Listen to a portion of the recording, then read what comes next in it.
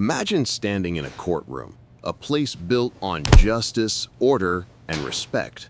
Now, imagine a police officer's hand crashing across a black woman's face in that very room.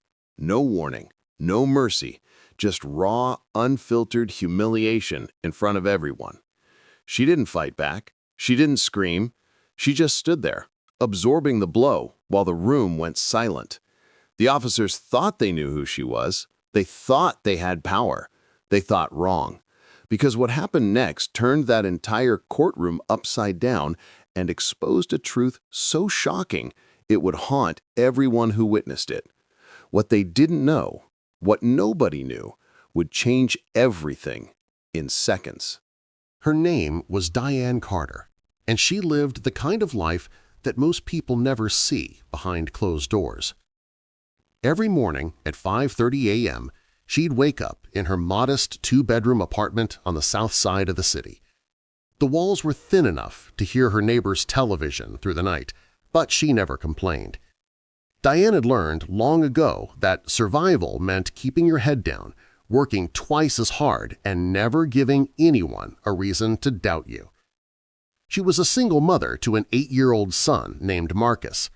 Bright kid, honor roll every semester.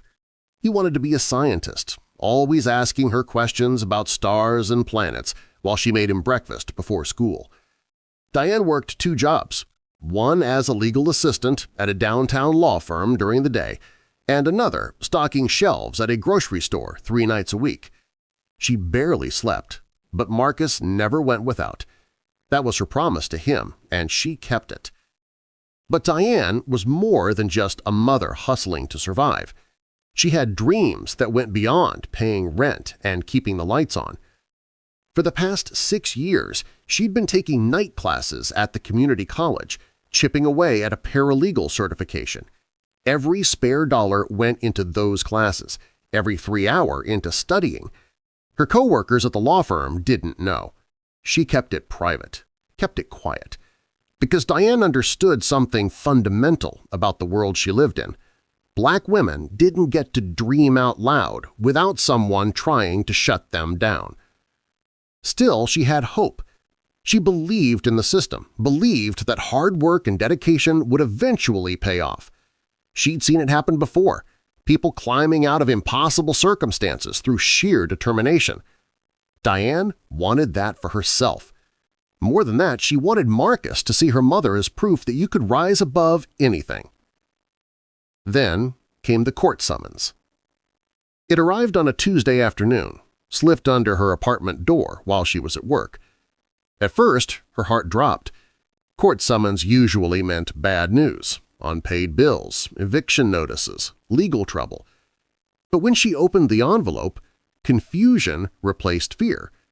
It was a witness subpoena for a case she barely remembered. 6 months earlier, she'd been walking home from her night shift when she witnessed a car accident at an intersection. Nothing dramatic, just a fender bender, 2 cars, some heated words exchanged. A police officer had taken her statement at the scene, and she'd thought nothing of it since. Now, apparently, one of the drivers was suing the other, and Diane's testimony was needed. The date was set for the following Thursday at 9 a.m.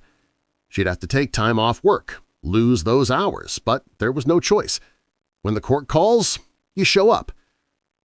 What Diane didn't know, what she couldn't know, was that this routine court appearance would become the most humiliating and transformative moment of her entire life. The morning of the hearing, she woke up extra early. She pressed her best suit, a simple black blazer and skirt she'd bought at a thrift store years ago but kept in pristine condition. She made sure Marcus got to school on time, kissed his forehead, and took 2 buses downtown to the courthouse.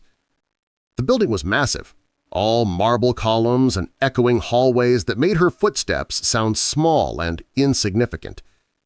She checked in at the security desk, went for the metal detector, and found the correct courtroom on the 3rd floor, room 3B. She arrived 20 minutes early, wanting to be prepared, wanting to do everything right.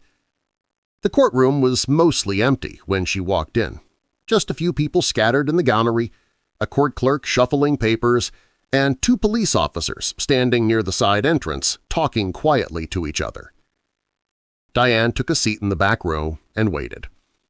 She noticed one of the officers kept glancing her way. Nothing overt, just casual looks that lasted a second too long. She told herself it was nothing, just her imagination. But then she noticed the other officer doing the same thing, and the way they whispered to each other while looking in her direction made something cold settle in her stomach. Something was wrong. She just didn't know how wrong. Not yet. The courtroom began to fill slowly over the next 15 minutes. Lawyers in expensive suits, people with briefcases. Diane sat quietly in her seat, hands folded in her lap, trying to look like she belonged there, trying not to feel like an outsider in a building supposedly designed to serve everyone equally. That's when the first officer approached her.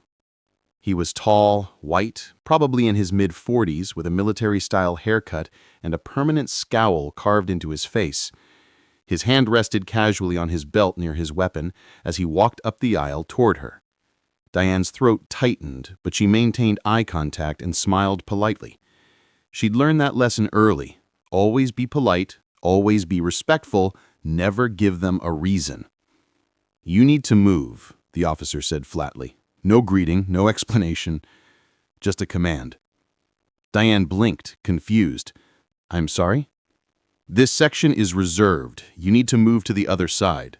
He gestured vaguely toward the opposite side of the courtroom where fewer people were sitting.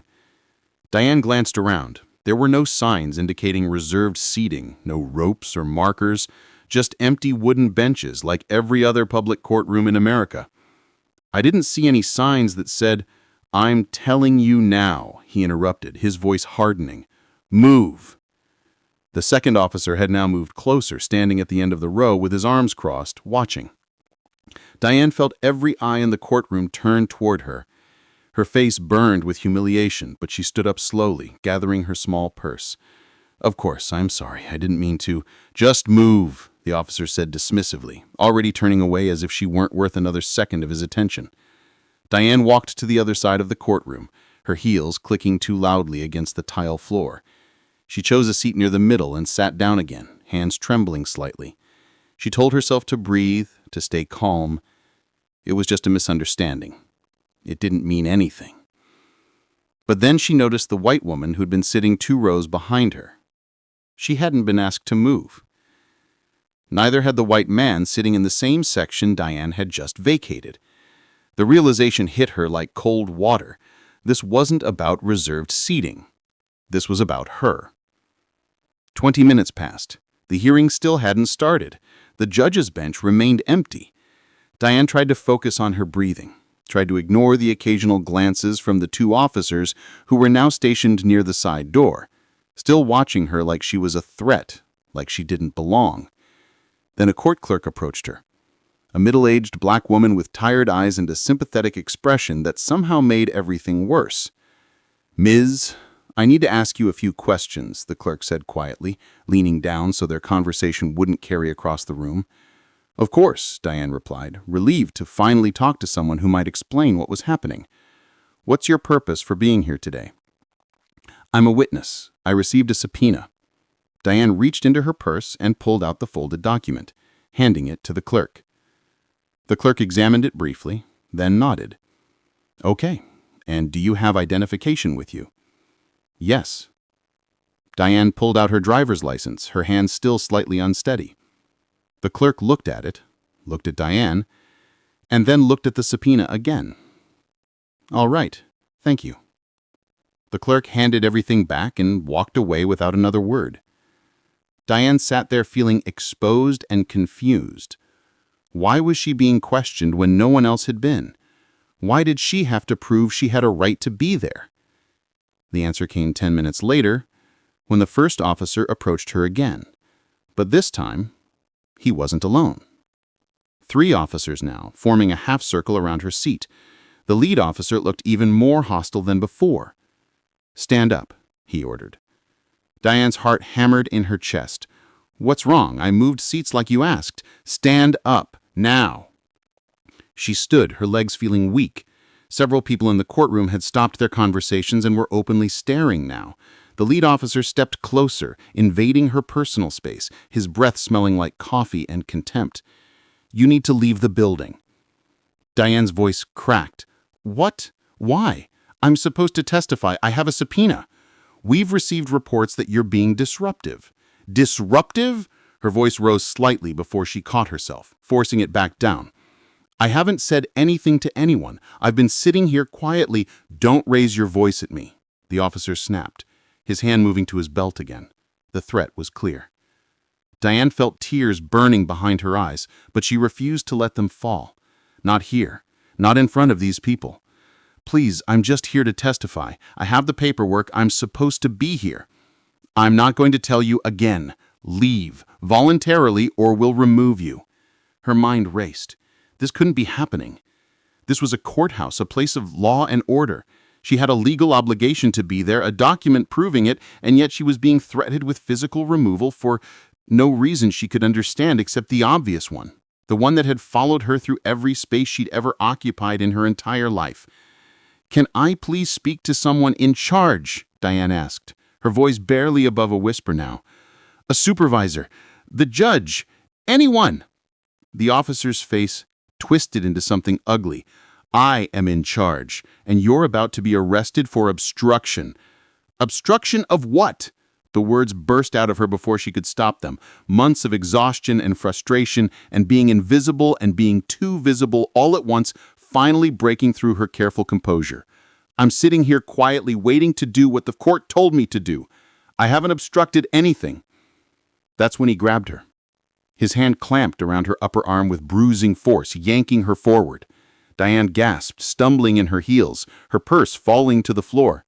The other officers moved in immediately, hands on her, voices barking commands that contradicted each other. Stop resisting when she wasn't resisting. Calm down when her only crime was speaking.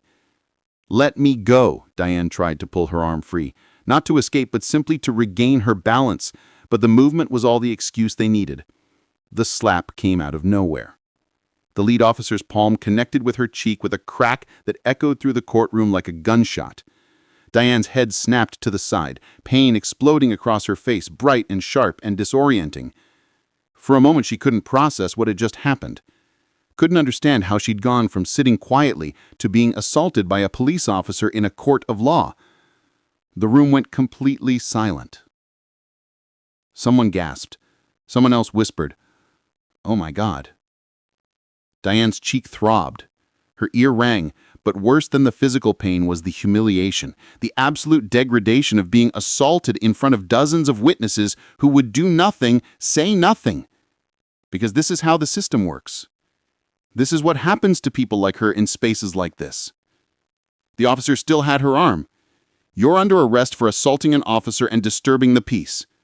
Diane's voice came out hollow, distant, like it belonged to someone else. "I didn't assault anyone." "You're lucky I don't." "That's enough." The voice that cut through the chaos was sharp and commanding, coming from the back entrance of the courtroom. Everyone turned. A black man in his 60s wearing an expensive gray suit was walking rapidly down the center aisle, his face twisted in fury. Behind him, 2 courthouse security officers were hurrying to keep up. "Release her immediately," the man commanded. And there was something in his voice, some undeniable authority that made the officers pause. The lead officer sneered, "Who the hell are you?" The man stopped 5 feet away, his eyes moving from the officers to Diane's reddening cheek to the subpoena that had fallen on the floor. When he spoke again, his voice was ice. "I'm Judge Raymond Williams. That's Chief Judge Diane Carter, and you just assaulted a sitting judge in her own courthouse." The words hung in the air like a bomb waiting to detonate. For 3 full seconds, nobody moved, nobody breathed. The lead officer's hand was still wrapped around Diane's arm, his fingers digging into her flesh, his brain clearly struggling to process what he'd just heard. Judge Williams took another step forward, and his voice dropped to something dangerous and quiet. "I said, release her. Right now." The officer's hand opened like he'd been burned. Diane stumbled slightly, catching herself against the bench, her cheek still throbbing where she'd been struck. She could feel everyone's eyes on her now, not with suspicion or contempt, but with dawning horror as the pieces clicked into place. The subpoena on the floor, the business suit, the quiet dignity she'd maintained even while being humiliated. Judge Williams moved to Diane's side, his hand hovering near her shoulder but not quite touching, giving her space. "Judge Carter, are you all right?"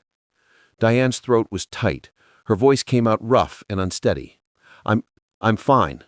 "You're not fine."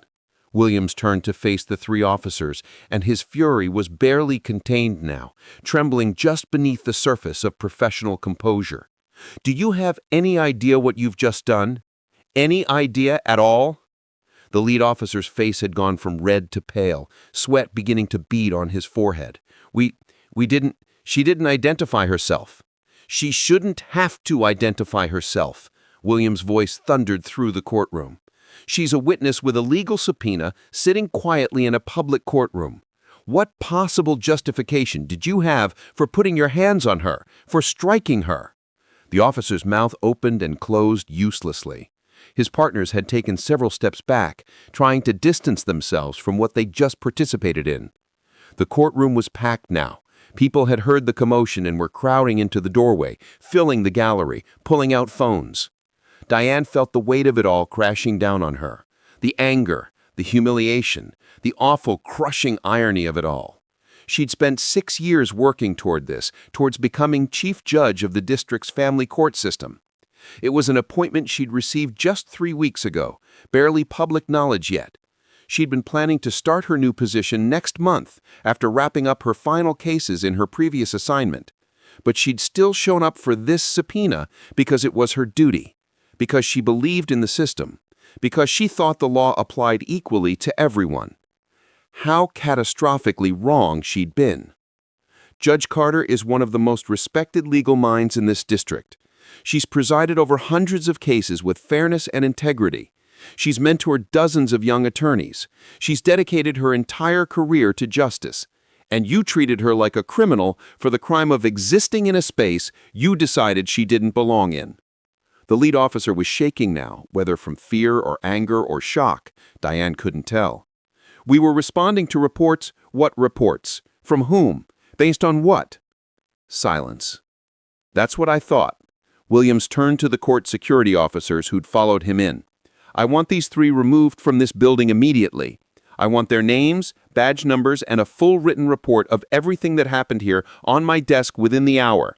And I want their commanding officer contacted right now." The security officers moved forward, and the 3 police officers didn't resist. They knew they'd crossed a line that couldn't be uncrossed. As they were escorted toward the exit, the lead officer looked back at Diane one last time, and she saw something flicker in his eyes. Not remorse, but resentment. Even now, even after everything, he couldn't see what he'd done wrong. He only saw a black woman who'd somehow tricked him, who'd gotten him in trouble by not staying in her place. The courtroom door closed behind them with a hollow thud. Judge Williams turned back to Diane, his expression softening into genuine concern. "Do you need medical attention? We should document your injuries." "I'm fine," Diane repeated, but her voice cracked on the second word. She pressed her fingers gently to her cheek, feeling the heat radiating from the skin. Tomorrow there would be a bruise, visible proof of what had happened here. "I need a moment." Williams nodded. "Of course. My chambers are down the hall. Private, quiet. Take all the time you need." But Diane shook her head slowly. She looked around the courtroom, at the shocked faces, at the phone still recording, at the witness who'd been waiting to testify in her case. She thought about Marcus, about what she'd teach him about justice and fairness and fighting for what's right. Then she straightened her blazer, squared her shoulders, and lifted her chin. "No," she said clearly, "I'm here to testify. Let's get this hearing started." The hearing proceeded, though the energy in the courtroom had fundamentally shifted. Every person present understood they'd witnessed something that would be discussed for years to come, not just in legal circles, but in homes and schools and wherever people gathered to talk about justice and its failures. Diane gave her testimony with the same precise professionalism she'd brought to every case she'd ever presided over. Her voice didn't waver, her facts were clear and unbiased. She answered the attorney's questions thoroughly, and when she was dismissed from the witness stand 40 minutes later, she walked out of that courtroom with her head high. But alone in her car in the courthouse parking garage, she finally allowed herself to break. She cried for 20 minutes straight, not just for what had happened that morning, but for every microaggression she'd endured throughout her career. Every time she'd been mistaken for the court reporter instead of the attorney. Every time her credentials had been questioned when her white colleagues were accepted without hesitation. Every time she'd had to be twice as good, twice as prepared, twice as professional just to be seen as half as competent. She'd played by all the rules, gotten the degrees, worked the hours, earned the respect. And it still hadn't been enough to protect her from the same prejudice and violence that plagued every black person in America, regardless of their education or accomplishments or position. When she finally drove home that afternoon, Marcus was already back from school, doing homework at the kitchen table. He looked up when she walked in, and his face immediately shifted to concern.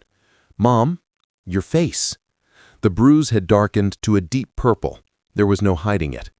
Diane sat down across from him and told him everything. Not a sanitized version, not a gentle story meant to protect his innocence. She told him the truth about what had happened and why it had happened. And then she told him something else. "This is the world we live in, baby. It's not fair, and it's not right, and it's not going to change overnight.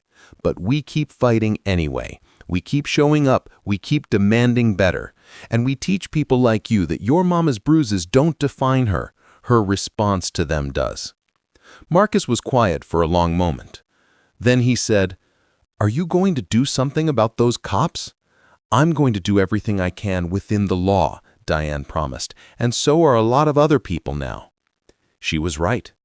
By that evening, the video had gone viral. Multiple people had recorded the incident on their phones, and it was spreading across social media platforms faster than anyone could contain it. The headlines wrote themselves. "Black judge assaulted by police in her own courthouse." "Chief judge attacked after being mistaken for disruptive witness." "How far we haven't come." "Diane Carter's story." The police department issued a statement calling the incident regrettable and promising a full investigation. The officers were placed on administrative leave. Civil rights organizations demanded accountability. Legal experts wrote articles about implicit bias in law enforcement. The mayor held a press conference. But Diane knew that viral outrage and administrative leave weren't justice. They were just the first steps in a much longer fight. 3 weeks later, when she officially assumed her position as chief judge, she used her platform to do something unprecedented. She created a mandatory training program for all law enforcement officers who regularly appeared in her courthouse, a program focused on recognizing and confronting implicit bias, understanding the historical context of racial injustice in the legal system, and treating every person who entered those courtrooms with dignity, regardless of their appearance. Some people called it revolutionary. Others called it an overreach. Diane called it necessary. Because here's what that day in the courtroom taught her. The system doesn't fix itself. Change doesn't happen because we hope for it or wait for it. Change happens when people who've been hurt by injustice refuse to let that hurt silence them. When they transform their pain into purpose and their anger into action. Diane Carter kept her bruise visible for 2 weeks, no makeup, no attempts to hide it. She wanted people to see. She wanted them to be uncomfortable. She wanted them to understand that this wasn't ancient history or isolated incidents happening to other people in other places. This was now. This was here. This was real. And if it could happen to a chief judge in a courthouse surrounded by witnesses, imagine what happened to people without titles, without platforms, without protection. So here's the question this story demands we answer. How many more Diane Carters are out there, people assaulted by the very systems meant to protect them? And more importantly, what are we going to do about it? If this story moved you, don't let that feeling fade when you click away. Share it. Talk about it. Demand better from the institutions that claim to serve justice. Because silence isn't neutrality.